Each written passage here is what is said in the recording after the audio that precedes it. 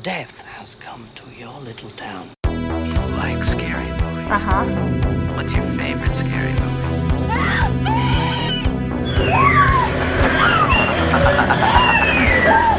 True classic. Never goes out of style. Have you checked the children? Boogeyman! Who's the boogeyman? Boogeyman! Boogeyman! Boogeyman! They're coming to get you, Barbara. We all go a little mad sometimes. Why do you want to know my name? I want to know who I'm looking at. Hello and welcome to the Talk Some Horror podcast, where we talk about all things horror. I'm your host Corey, and I'm just your average gay aspiring filmmaker who loves scary movies. Be aware there will be spoilers, so if you don't mind those, let's talk some horror. Today we're going to cover Valentine, since Valentine's Day is this week. But first, it's time for how I'm staying spooky. To stay spooky this week, I went to go see Gretel and Hansel, and to hear my thoughts on that, you'll have to go over to my Patreon page. I also finished part 3 of The Chilling Adventures of Sabrina. I enjoyed it, although it felt a little more goofy, and I felt like it had too much going on this season, so everything felt rushed. Supposedly, part 4 will be out later this year, so hopefully this time they'll give the story a little more time to breathe. And that's how I stayed spooky this week. Valentine was released on February 1st as another slasher with a whodunit aspect that Scream made so popular during the 90s and the early 2000s. There was some conflicting information. While some stated the budget was $29 million, it was said to actually be $10 million. Either way, it only went on to gross $36.6 million. It didn't fare too well with critics either, many of whom applauded its ensemble of well-known actors at the time and agreed that the movie used the holiday well, but ultimately felt the story was too weak. It currently holds an 11% on Rotten Tomatoes, a 4.8 out of 10 on IMDb, and an 18% on Metacritic. Valentine is loosely adapted from the Tom Savage novel of the same name after producer Dylan Sellers acquired the rights to the novel, which was released in 1996. It's about an author who gets stalked, and as Valentine's Day approaches, the stalker becomes more dangerous and deadly. Sellers only acquired the rights to the novel because he liked the name, though. For the movie, he wanted to tell a different story that only shared a killer attacking the victim on Valentine's Day. Based on what I read online, the novel seemed to have a lot of good reviews, and I'll be adding it to my collection since I'd like to start reading more.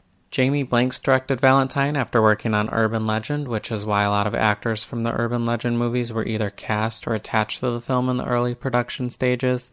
He originally wanted Valentine to be a murder mystery before Village Roadshow and Warner Bros. Came in and wanted Valentine to be a throwback to 80s slasher movies, which is funny because Blanks originally passed on making Valentine before reading the script because he thought it was going to be a remake of My Bloody Valentine. And like a few of the cast members, Blanks wasn't super proud of Valentine. In one of his interviews, he said, "Forgive me for Valentine. A lot of people give me grief for that, but we did our best."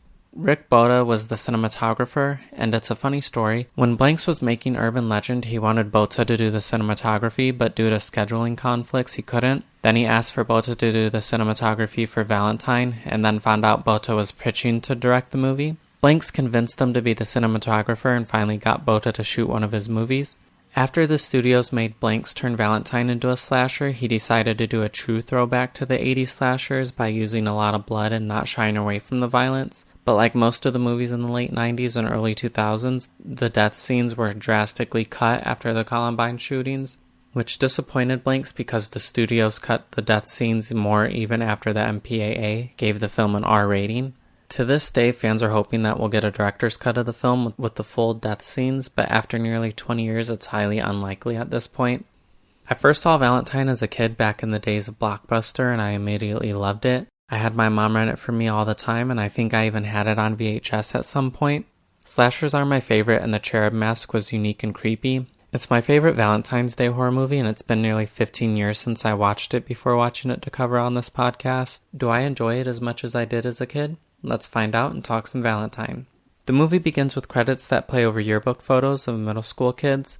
There's notes written next to people like "I hate you" and things like that, and it reminds me a lot of my yearbooks growing up because I always used to write in them like they were the burn book. We see 5 girls' yearbook photos, and then we cut back to a Valentine's Day school dance as Jeremy Melton approaches each of the girls and asks them if they want to dance with him. The first girl is Shelly, and she tells him "in your dreams." The next girl is Lily, and she hits him with an "eel gross." The third girl is Paige, and she tells him she'd rather be boiled alive. These girls are mean.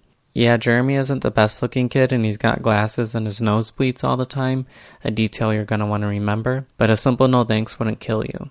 The next girl's Kate, and she's not as heartless because she tells him maybe later, and it's sweet because Jeremy lights up and smiles all excitedly. And in the yearbook, Kate's photo is the only one that doesn't have anything negative around it. The last girl's Dorothy, who's sitting alone on the bleachers. She's a bigger girl, and since kids suck, I'm sure no one asked her to dance. So when Jeremy does, she accepts. They eventually end up under the bleachers making out, and a group of bullies start making fun of them.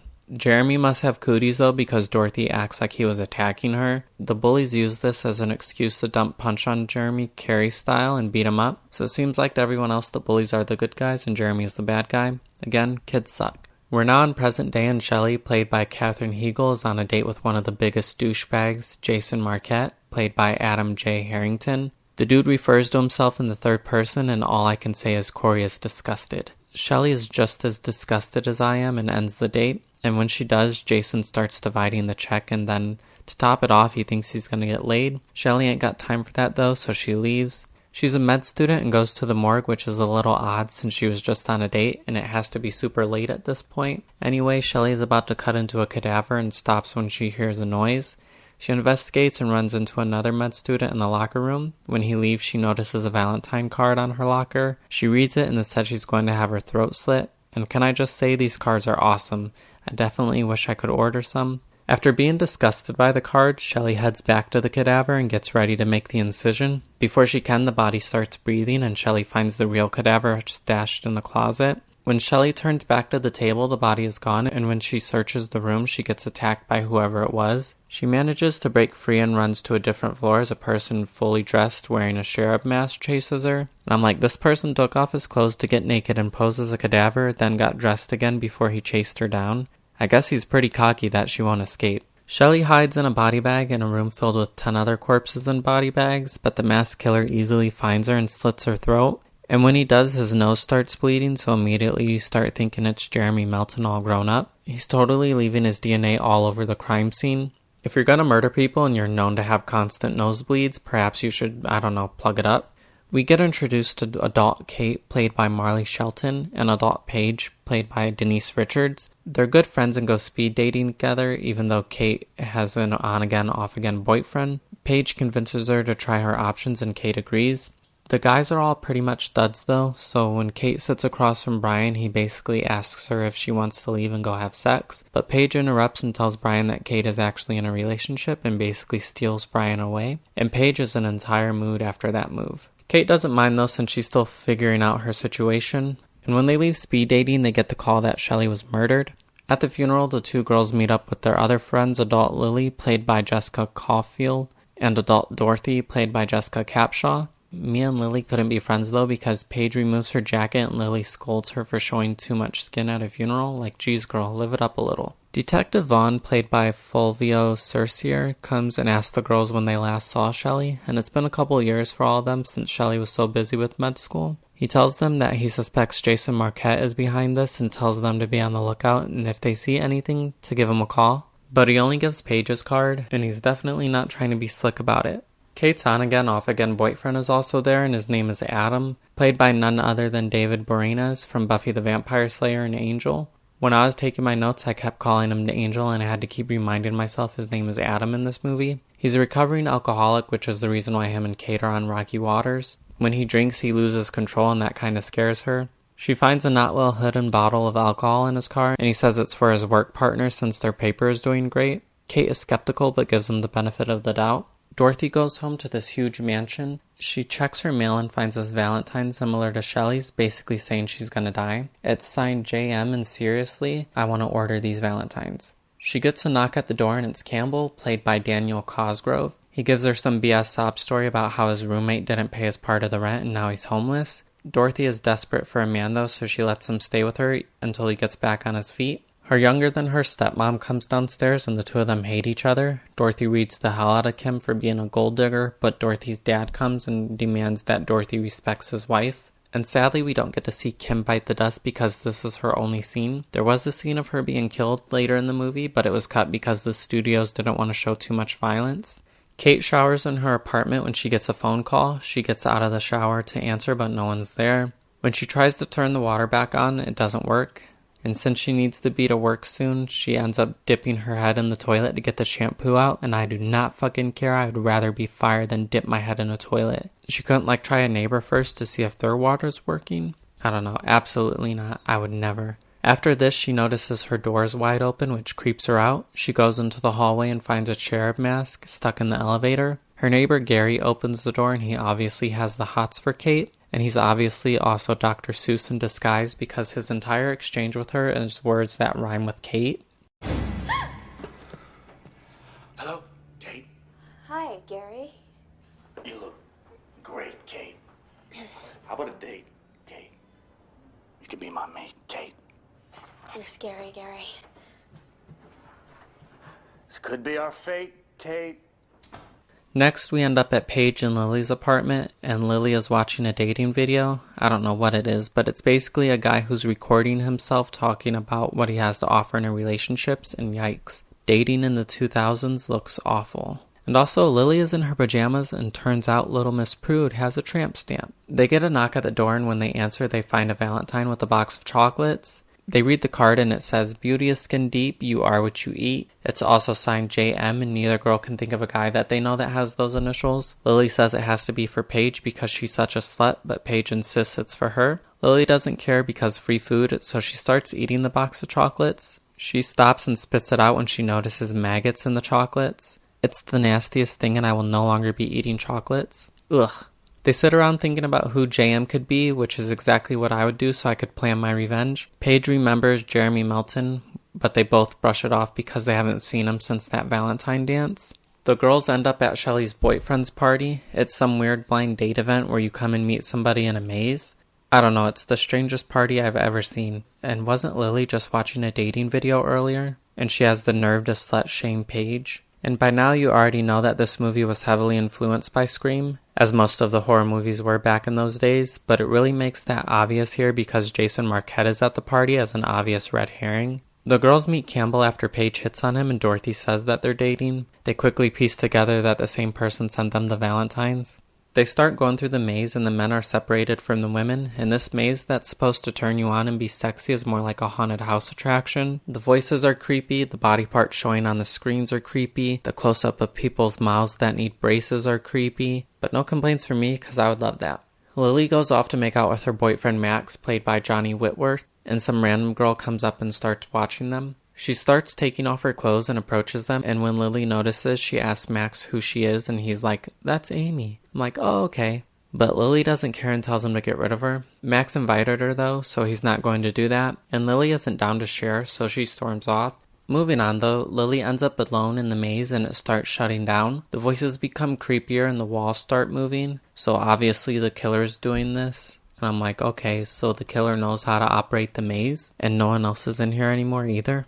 But movie's got a movie, so here we are. Lily gets an arrow to the gut, and we see the cherub mask man with a bow and arrow, and he sends another one into Lily's torso. And major points for using bow and arrows in a slasher set on Valentine's Day. If they didn't take that opportunity, I would be upset. Lily gets pushed out of an exit and hit with another arrow, which sends her over the railing and down a few stories into a dumpster. And while all this is going on, the killer's nose is bleeding. After Lily dies, the remaining girls see Campbell getting chewed out by Ruthie, played by Heidi Burris. She demands Campbell give everything he stole from her back and spills the tea about him being a thief. Dorothy ignores the red flags though and disregards Ruthie because once again, she's desperate for a man. Later, Kate and Adam have a date and she tells him about how horrible the maze was. Adam seems really charming here, and when he orders a club soda instead of alcohol, Kate supports him and changes her order to the same thing as Adam. She complains about her creepy neighbor and also says she's noticed that her underwear keep disappearing. Adam says he might be to blame for that, and the charming side of him goes away just like that, because what kind of grown man steals someone's underwear?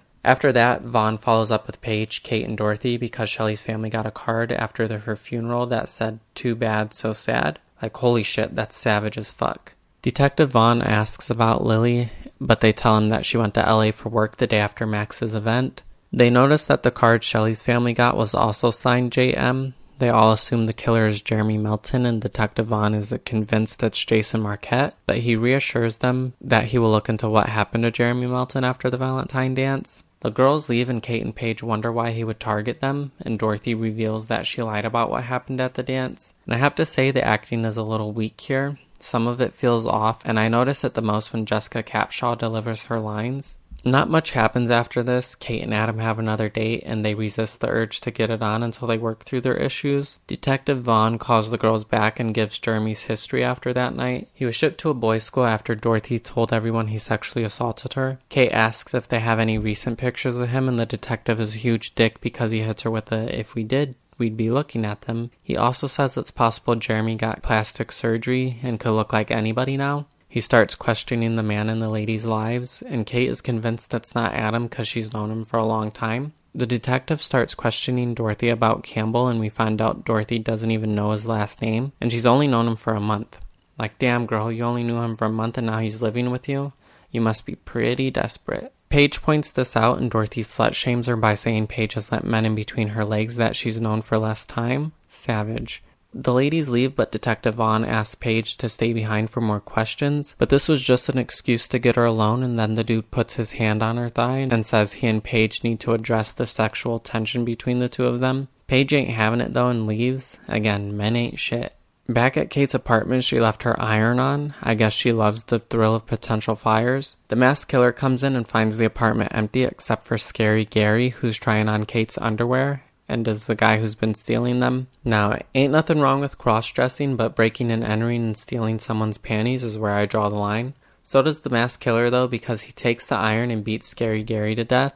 Kate and Adam meet up and he gives her a Valentine gift, but Kate didn't know they were back at that level, so she has nothing for him. And Adam deserves better. Kate has no gift for you, and she forgot their date earlier.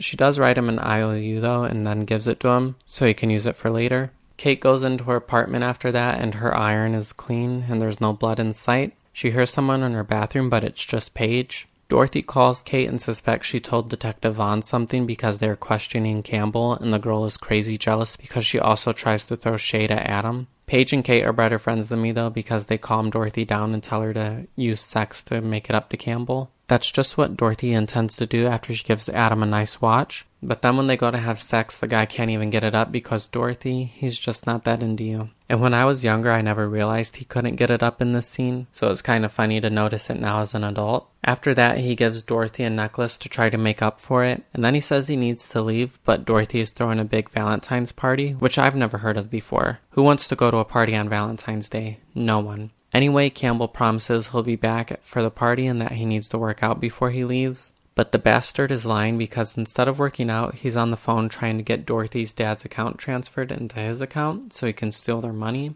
Luckily for them though, Campbell's a horrible scammer and can't answer the security questions correctly. This also explains why he's with Dorothy and proves that Ruthie was right about him all along. The hot water at the mansion goes out and Dorothy calls Campbell and asks him to turn it on. When he goes into the basement, the masked killer finds him and puts an axe to his back. Good riddance. He won't be missed. It's finally time for Dorothy's weird party, and Kate arrives and finds Paige. Paige invited Brian from speed dating, and she's trying to find him at the party. Man, life before cell phones was hard. Paige goes off and Kate finds Dorothy, who's eating her feelings because Campbell's nowhere to be found. Adam came to collect his IOU though, and a jealous Dorothy storms off while Kate gets the quality time with Adam. Paige finds Brian and he tells her he has a gift for her, so they go upstairs to a bedroom. And guess what his gift is? Nothing. All he does is takes off his pants like that's supposed to be everything she ever wanted. Boy, bye. And Paige surprises me here because she's been slut-shamed this entire movie. And whether or not she was in the past doesn't mean she wants to be one now. Because she could have had multiple guys at this point, but she seems like she's over all that and wants more because she tries to leave the room. But Brian convinces her to stay and Paige ties him up and dumps candle wax on his dick. She's savage and has always been my favorite character in the movie. She leaves Brian there like the pathetic loser that he is. And I'm sorry, I do not like any of the men in this movie. Paige finds Kate as Ruthie comes into the party demanding she get everything Campbell stole from her. Dorothy kicks her out of the party saying that Campbell loves her and that Ruthie's just jealous. Sure, Jan. Paige is over the party and goes downstairs alone, so obviously that means that she's dead. And Max appears out of nowhere because you gotta have red herrings, and he tells Kate that Lily never made it to LA. And because he's a man in this movie, he starts hitting on Kate. Ugh. While all of this is going on, Ruthie comes back into the party and snoops around and ends up walking in on the killer dragging the maid's body. She should have left it alone. She runs from the killer and hides, and when she thinks the coast is clear, she comes out of her hiding spot like a dumbass. She would be a goner if this was ready or not. The killer tricked her though and throws her into a glass shower door. He picks her up and impales her on a shard of glass sticking up, and it's one of my favorite deaths in the movie. Kate tells Dorothy about Lily, and I'm like, girls, a killer is after you and you guys never once thought to check on her. Fake friends, they obviously don't like her. Dorothy finally has some sense though, because she says they should get a gun out of her dad's office in the basement, but Kate must want to die because she says that's too dangerous. Like, what? While looking for Paige, Kate runs into Adam, who's drunk, and she's quick with the quips because he says he was looking for her, and she asks if he found her at the bottom of the bottle. So obviously Kate storms off and tells Adam not to touch her. Paige gets in the hot tub in the basement, and it must have soundproof walls because Paige didn't hear Ruthie getting chased around or murdered. The killer comes in and closes the door, and he must be Nightcrawler because when she looks behind her, there's no one there. And then when she looks back in front of her, there's a rose.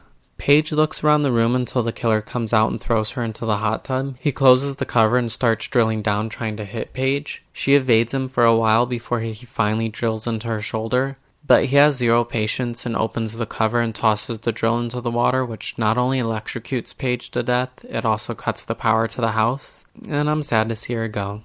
The party quickly dies out as Kate and Dorothy continue to look for Paige. Dorothy is jealous as fuck though because out of nowhere she says that the killer could be Adam. And I love this line because she says Adam is no angel, wink wink. And Dorothy can dish it out, but she can't take it because when Kate says it could just as easily be Campbell, Dorothy loses it. And then she says Kate and the others are jealous and can't stand the thought that someone would love her. Like, what kind of friends are they? That makes no sense. So Dorothy goes to her room like the spoiled brat she is, and if I were Kate, I'd be out of there. Kate goes to call Detective Vaughn to tell him about Lily, and she hears his phone ringing. She follows it and finds it next to a pond, and when she looks inside of it, she sees Adam's IOU note floating in it, right next to Detective Vaughn's decapitated head. Kate runs back into the house and finds Adam, who's being really creepy all of a sudden. He's definitely the killer. I don't know, maybe he lost his soul again and turned back into Angelus? Oh wait, wrong character. He asks Kate to dance and she asks what happened to Dorothy. He says Dorothy's a big girl and she can take care of herself. Like, wow, that's rude. Kate dances with him though and knees him in the balls before running away to Dorothy's room. Instead of finding Dorothy, she finds her room destroyed and Dorothy missing. Adam appears again and continues to be a creep by walking in the shadows. If you're trying to convince her that you're not the killer, you're doing an awful job. He chases Kate to the basement where she hits him over the head with a champagne bottle. She runs to the basement and, like the typical final girl trope, she finds the corpses of Ruthie and Paige. But I guess she finally wants to live now and gets one of the guns from the office. And she has zero gun safety because she points it at herself and accidentally unloads the gun and has to put the magazine back in. Yeah, maybe you were right, sweetie. Guns aren't for you. Kate goes back upstairs and the killer jumps on her once she reaches the top of the staircase. The masked killer gets knocked out and Kate comes to. The masked figure rises and before it can do anything to Kate, Adam unloads the clip into the killer, killing them. He takes off the mask like this is Scooby-Doo and discovers Dorothy's under it. Shook. Kate apologizes to Adam, and I do like that the movie didn't do a Scream-style reveal where the killer unmasked themselves and gave a huge monologue as to why they did it. As Kate and Adam wait for the police, Adam tells Kate that he's always loved her and that he'd never hurt her. And it seems like they're going to get a happy ending, after therapy and couples counseling, of course. As Kate rests on Adam's chest though, his nose starts bleeding on her face, which somehow doesn't make her move. Anyway, yeah, Adam is Jeremy Melton after all that plastic surgery, and he framed Dorothy just like she framed him all those years ago. And Valentine ends with the killer winning and getting away with everything, something I wish the Scream sequels had the balls to do. After all these years, I still enjoy Valentine. I will most likely make it a yearly February viewing, now that I own the Blu-ray. Does that mean it was good? Hell no. This movie has a nice premise and some interesting ideas, but they weren't executed well in my eyes. Most of the red herrings were weak, and a lot of them didn't pay off in the end, even Adam/Jeremy. I remember when I was younger, it wasn't until the end that I even suspected he was the killer, and I imagine that's how most people feel watching it for the first time if they know nothing about it. They intentionally went out of their way to make all of the guys in this movie unlikable assholes, and most of them just disappeared, which felt like a waste. And I can't tell if that's on the director or on the script. I will give the script some credit though for attempting to make things come full circle, with all of the core girls having deaths that related to how they told Jeremy off at the beginning. Shelley said in your dreams, then died laying down. Lily said ill gross and ended up in a dumpster, and on top of that ate the maggot chocolates. Paige said she'd rather be boiled alive and died in a hot tub, and Dorothy framed Jeremy by saying he sexually harassed her, and she ended up being framed for all the murders. And also, Kate and Adam/Jeremy got their dance in the end. But other than that, the climax felt weak and rushed. I didn't feel like there was any tension between deaths, which sucks because the movie set up Jeremy as a sadistic killer who got pleasure out of tormenting the girls with the cards and chocolates. But then after the first 20 minutes, all of that went away. This brings me to the characters. I already said this movie goes above and beyond to make the men the scum of the earth, but I felt it needed some balance to even things out and make it seem more realistic. Even the side characters that were women were really bitchy. Obviously they were just slasher fodder, but that just meant the main 5 women had to be extremely likable to get me to care, and they weren't. Lily was gone too soon, Dorothy was a crybaby brat, and Kate didn't really have anything to do. Even though I liked Paige, she was very one note and was basically just the slut of the group. Maybe Kate could have had a goal or an objective since she was the main character. I think they should have been the ones trying to solve the murders because their lives depended on it, instead of having Detective Vaughn doing all the work. It would have at least given them something to do instead of just moving from scene to scene with their boy drama. I was originally going to be much harder on the music because it reminded me so much of the score from House on Haunted Hill while I was watching it, but when I was researching the movie for the podcast, I found out why I even thought that in the first place. That's because Don Davis scored the movie, and he also scored House on Haunted Hill 2 years earlier. After listening to the score on its own, I came to the conclusion that it wasn't bad, and it has its own sound here and there, but overall it felt pretty generic to me, which was pretty common at the time. The production design was pretty good for this movie. I loved the decorations at Dorothy's party, and the Valentine cards were one of my favorite parts of the movie. And the costume design on the killer was pretty good. The mask stands out and is easily recognizable if you're a slasher fan. It also goes well with the holiday, unlike the mask in My Bloody Valentine. With all of that said, I'd give Valentine a 5.5 out of 10. And it's time to bring back favorite death of the movie since it is a slasher.